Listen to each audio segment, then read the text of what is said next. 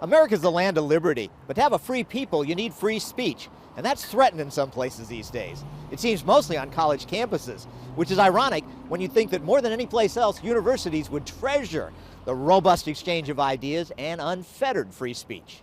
A recent poll found, though, that 68% of students believe a political and social climate on their campus keeps them from speaking freely. They fear that their classmates might find their opinions offensive, so they just don't talk altogether.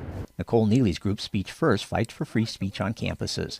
She mentions another poll showing conservative students tend to censor themselves. 73% of strong Republicans say that they fear expressing opinions in class because they're worried that their grade might suffer.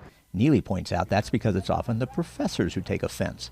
This article highlighted a professor writing, "I nearly had to cancel class because of how shaken I am about seeing a Build the Wall banner on our campus."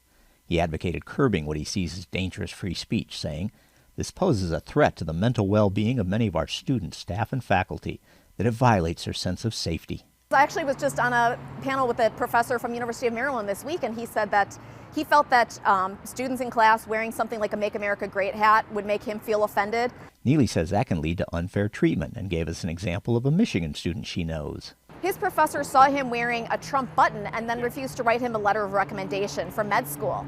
In one case, a Wisconsin student was busted for passing out Valentines. Apparently, someone on campus was threatened by that and turned her in. Every year she hands out handmade Valentines that say Jesus loves you for Valentine's Day.